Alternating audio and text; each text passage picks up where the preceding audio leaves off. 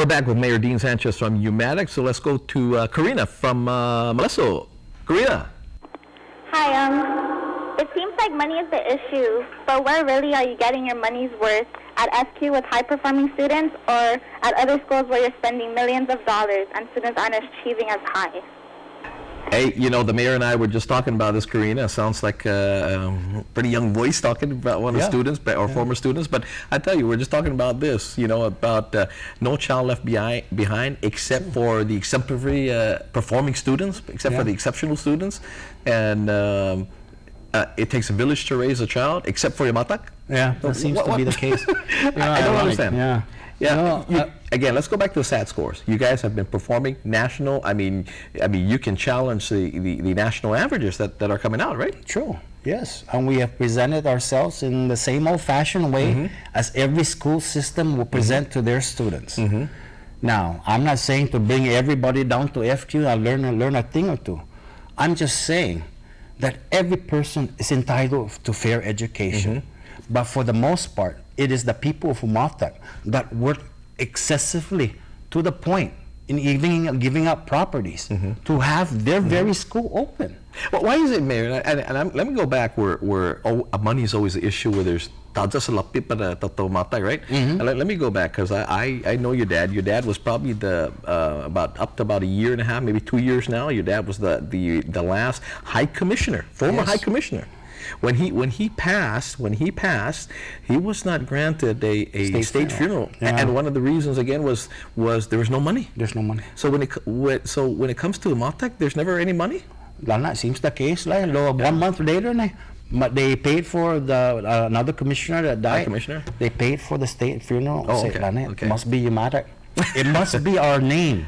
I guess, you know, I wish I could have a response to that, Mayor, but it seems that you know, everything put forth with this is no other reason, no other logic than just this. Seems to be.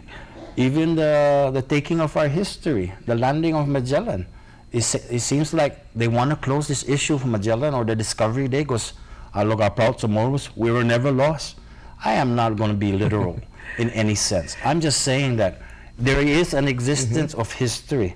There is an existence of a community down there who still strives to challenge the very issues that DOE has presented to them. Now, again, by statute, a charter school is supposed to open up this next school year to the cost, I think, initially about $2 million, and then for next budget cycle, and so basically $4 million as a startup. Okay, now I don't think it's been budgeted, but it's supposed to come out of DOE's pocketbooks. Now you're closing up a school that has been performing outstanding performance over the years, high scores and SATs, and again the community getting involved with their students. You have a charter school that hasn't been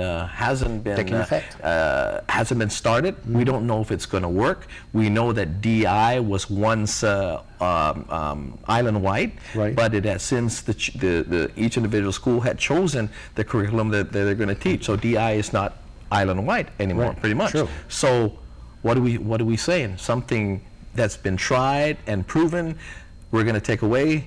Something that hasn't been tried, we're going to give to. Mayor? I can only see that there seems to be a failure. Somebody doesn't want to take the blame. Somebody wants to cover up where they failed.